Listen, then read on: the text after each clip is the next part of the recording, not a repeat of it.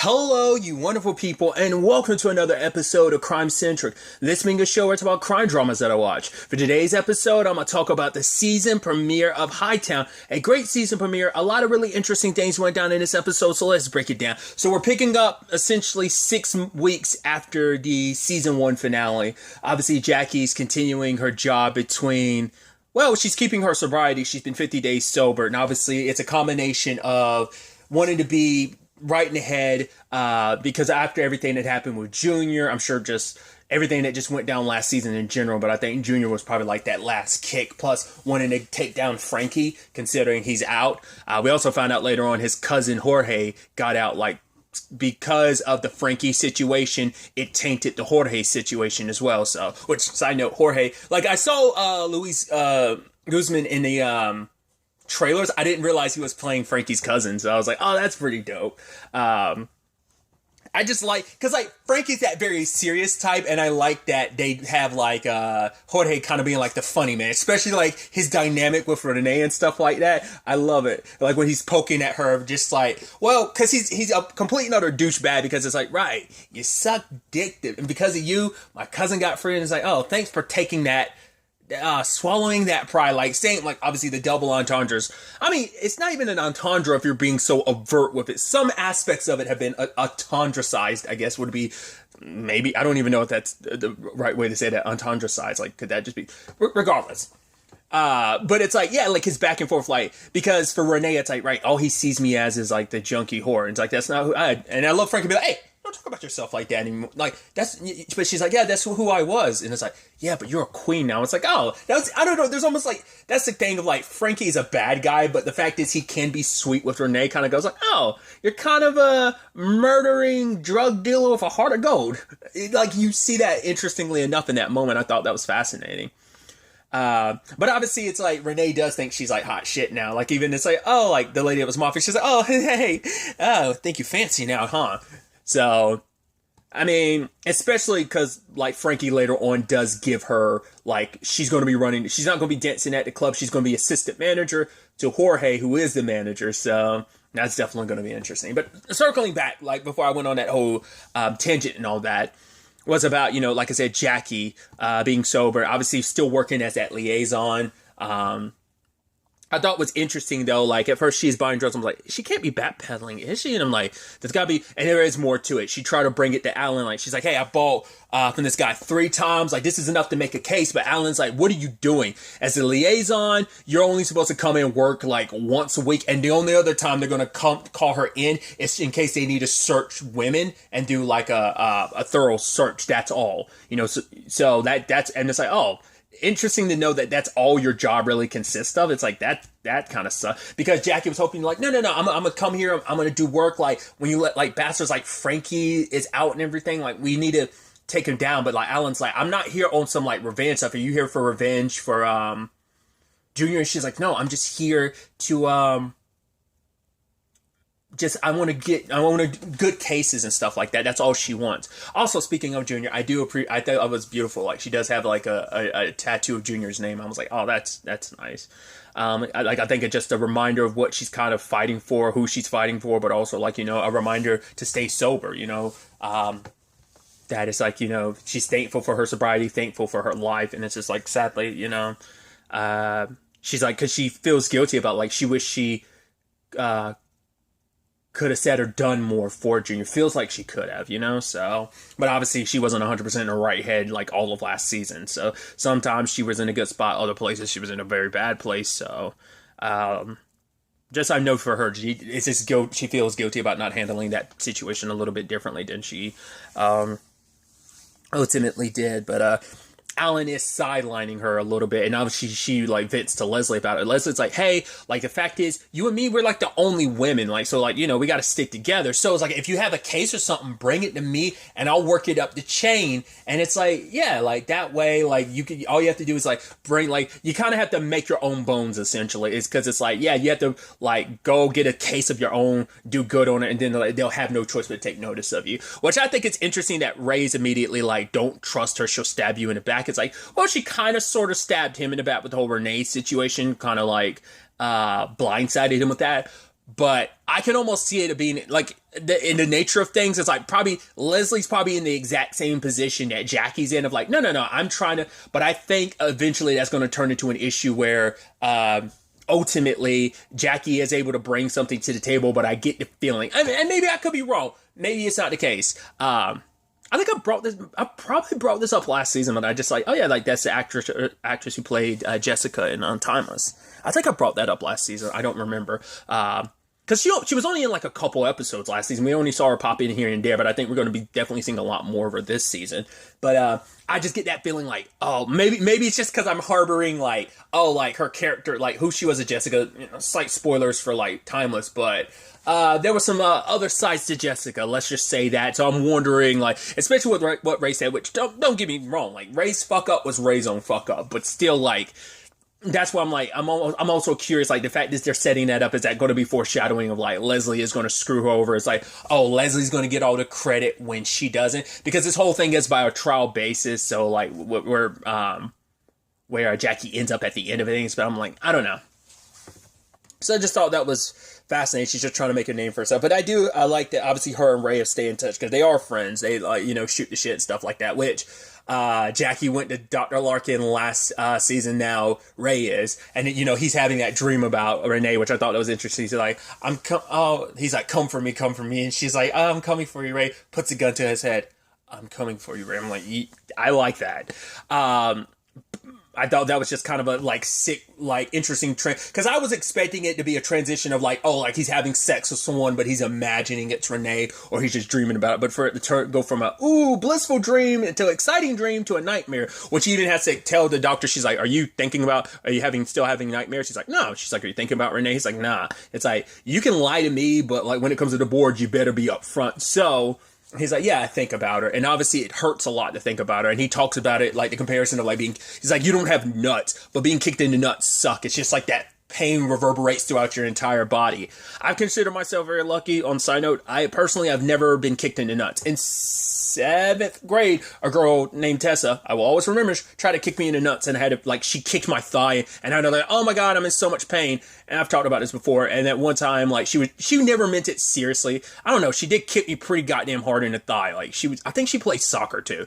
But one time she was joking, like I was sitting down on the gym floor, she kicked me in the face accidentally. I will always remember that, Tessa. Shout out to Tessa. I just think that, to me, it's like one of those things I can look back on life and be like, oh, that was fucking hilarious. Regardless, I'm going on my whole tangents about that. But it's just like, I like what he was saying. It sent me on that diatribe. But the fact is that he... talked about it like that. The whole Renee thing still does hurt. It does suck. Because obviously she's also pointing out, like, you do realize you're a sex addict. You got to figure that all out. And for him, it's just like, I want to get back to work. Like, for him, it's like the only thing that kind of works for him is, going to work, putting away bad guys, getting good cases. Like, he wants to do that. Like, having that taken from him, it sucks. And he just wants back to that. And it's like, well, all in good time, because what she said could be a big determining factor in whether or not he gets his job back. So for her, she's like, I want to talk about Renee more. And it's like, and I guess that's the point, because it is such a sore subject, because he's almost like, I just told you how much it sucks to think about her, and I'm trying not to think about her, and now you want me to think about her and focus on it, because it's like, how do you feel right now and stuff like that. So, because Ray's just living a regular life. And I love that lady's like, hey, I heard you used to be a cop. He's like, no, I am a cop. And she's like, I've never slept with a cop before. He's like, oh, really? Why start now? I'm like, I like that he walked over and said, hey, good job on you, Ray. Granted, he has sex with her later on, because it's like, yeah, because he was trying to stay above board. He's trying to look as clean as possible, not trying to screw up this opportunity.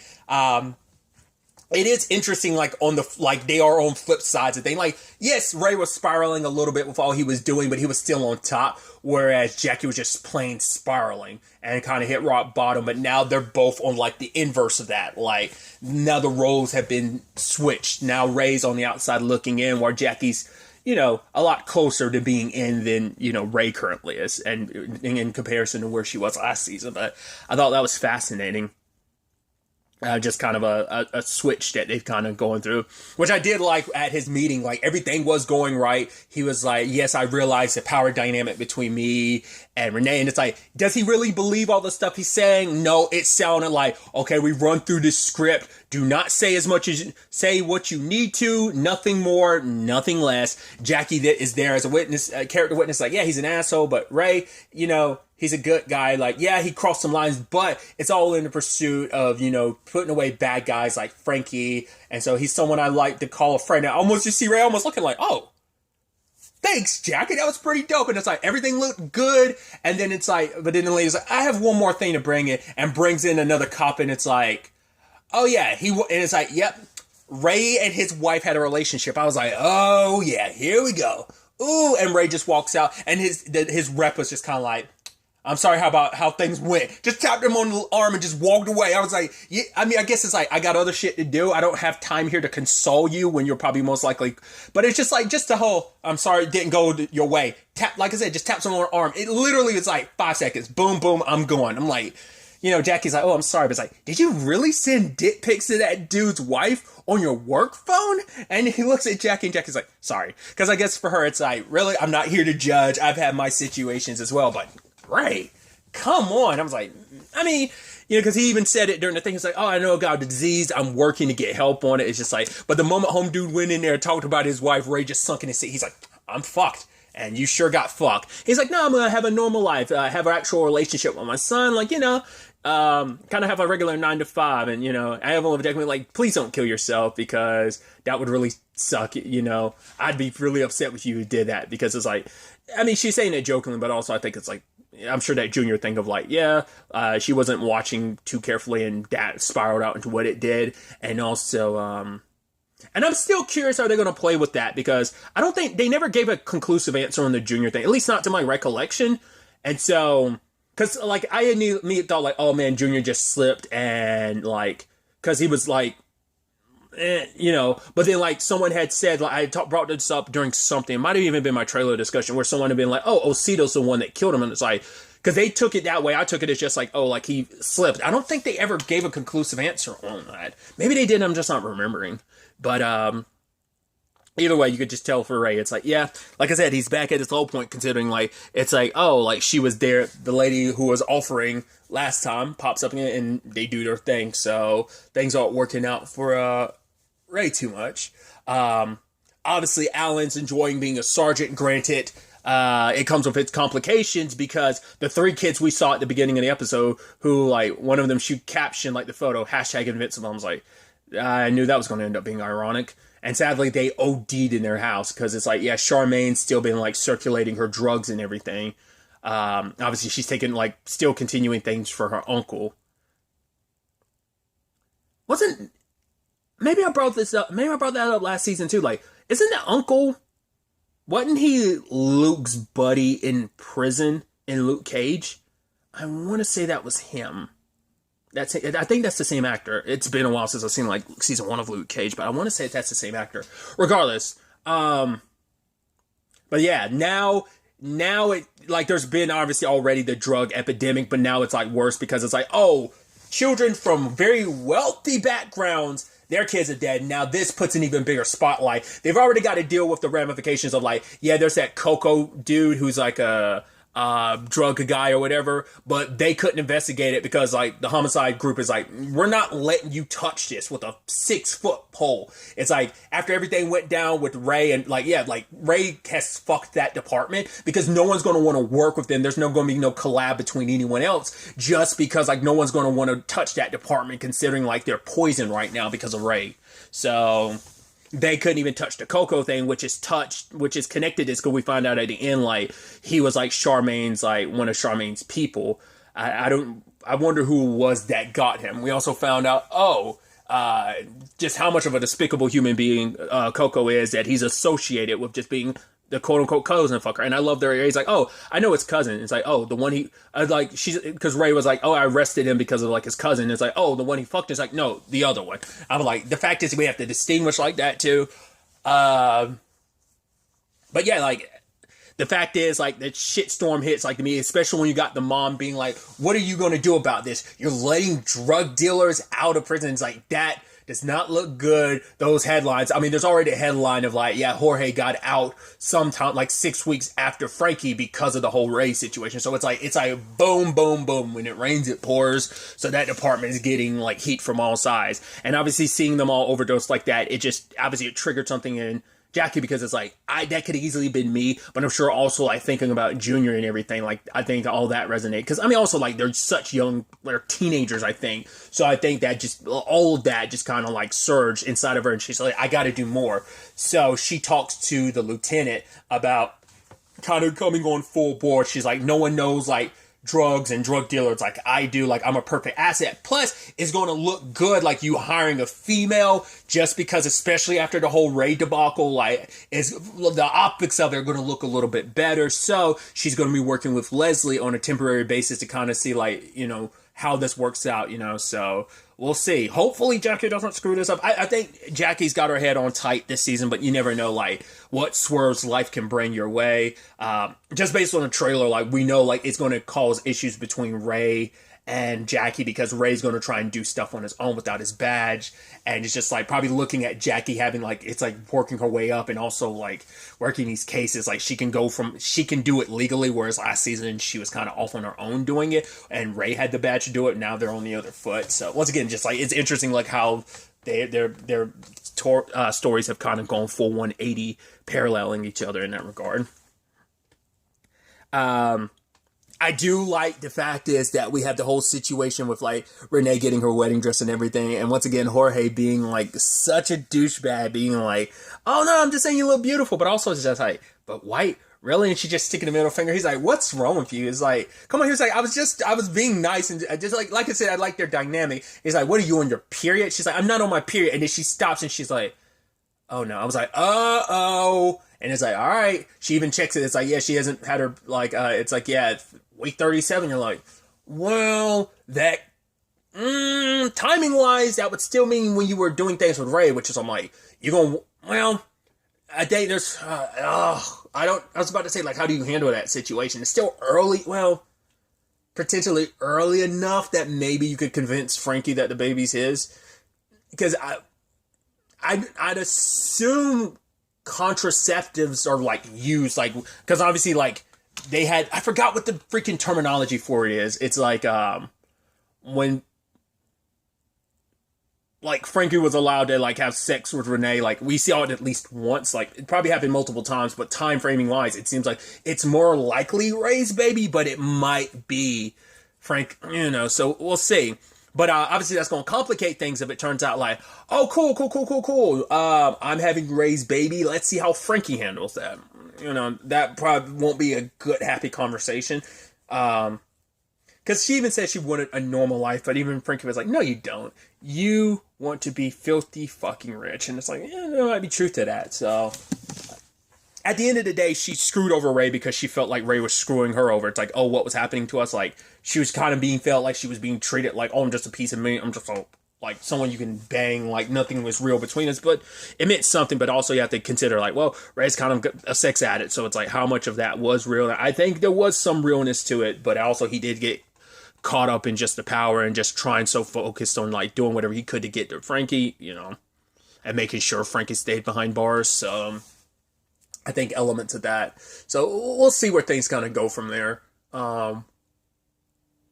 Between them, because even in a trailer I don't think you see too much of them together. I think at one point like she might have gone by Ray's house or something, and then like he's staring out his window and seeing her. I think that's in the trailer if I remember correctly. So I mean she can't really go around him without there being issue. I also, and maybe this is just me, is anyone else kind of weird suspicious that maybe Jorge is actually like a rat himself? I don't know. I get some inkling, I get some kind of feeling, just because like Frankie made such a point of like, yeah, like Jorge was in jail, he held it down, he didn't say nothing, you know? But obviously makes it clear when he's talking to Jorge later on about Osito, but I'm like, part of me is like, it's like Jorge's timing of getting out, like, yeah, it's because of the whole Frankie thing, but I'm like, are they going to use that as an excuse because it's Jorge like, yo, Frankie's out, I can rat on my cousin if you give me some, like, that's what I'm wondering, is there something there? Like, I'm just keeping that in the back of my mind, but part of me is like, are we gonna, because I almost halfway expected when he visited Charmaine, like him to ride off somewhere and then like talk to like some cops or something. Never happened. It is interesting, and just once again, those parallels are just like, it's like, oh, we're gonna get like Frankie and Jorge, and it's like, just as they're saying that, like Leslie and Jackie drive in the opposite direction of Jorge. So it's interesting how that works out. But essentially, like, Charmaine's still been running the operation. I love that she was like, yeah, like, I don't want to do business with someone that's been locked up, which I love. Jorge's like, you in the wrong fucking business then.